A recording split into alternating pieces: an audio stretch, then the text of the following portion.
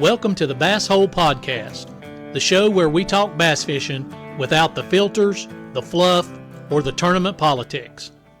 And I'm your host, Bob from Bob's Bassin' and Stuff. And today we're going to talk about something that makes me kind of sad. The death of the local bait and tackle shops. Now, I don't know about y'all, but when I was coming up, those little shops were more than just places to buy worms and hooks. They were the lifeblood of the fishing and hunting community. It's where you bought your fishing license and where you checked your deer in, and it was so much more than that.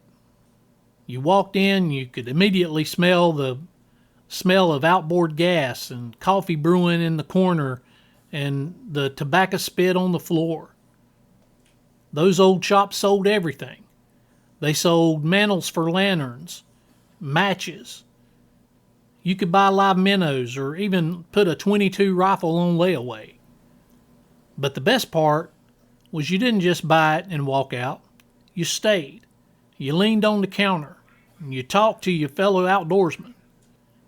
You cracked open a cold soda and opened up a pack of cheese crackers, and you shared stories.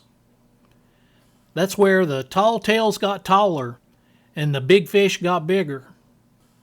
You shared fishing reports, and friendships got made.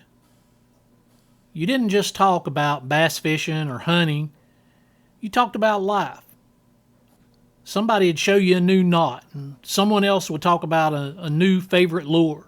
And before you knew it, you'd been standing there for an hour laughing and talking with guys you barely knew, but somehow felt like family. But here's the thing. Those places are almost gone. The big box stores have swallowed them up. The Academy Sports, the Dick's Sporting Goods, the Bass Pro Shops, they've got rows of shiny boats and all the rods and reels you could want, lures from row to row. And they can sell it cheaper because they buy in bulk. Convenience wins. Price wins. And the little guys couldn't compete. So what happens? The local store shuts down. The old guys quit coming. The stories, they don't get shared. Now instead of face-to-face, we follow one another on social media. We click like on a fish picture or a picture of a buck, and we call that a connection. But it's not the same as shaking someone's hand or giving them a pat on the back, sharing the pride that they have in a big fish or a big buck, or learning a secret spot because you earned someone's trust. The local shop was more than just a store. It was a community. And losing that, we're losing more than just a place to buy worms. We're losing a piece of culture that makes fishing special. Now, when I was young, we had two bait shops in our local area. We had Charlie's Bait Shop in Conover, North Carolina, and Randy's Bait Shop, which was between Newton and Sherrills Ford on the way to Lake Norman.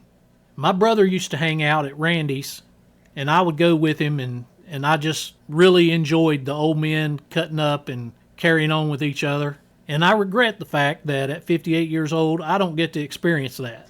So yeah, maybe I'm old-fashioned, but I look back at those days where you didn't check your phone every 5 minutes.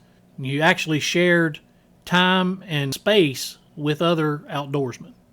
You could just drive to the shop, talk to some real people, leave with a smile on your face, and maybe a new trick up your sleeve. Well, folks, that's my thought for the day. A little reminiscing, yeah. A little regret, yeah. But some fond memories of a few times when I was able to share that with my brother and his friends at the local bait and tackle shop. Drop me a comment. Let me know if you remember some of those old shops. Do you have any still hanging on in your town? Let's keep the conversation alive. Because if we don't, those memories will be all we have left. Thanks for tuning in to the Bass Hole Podcast. And as always, keep bassing. You've been listening to the Bass Hole Podcast.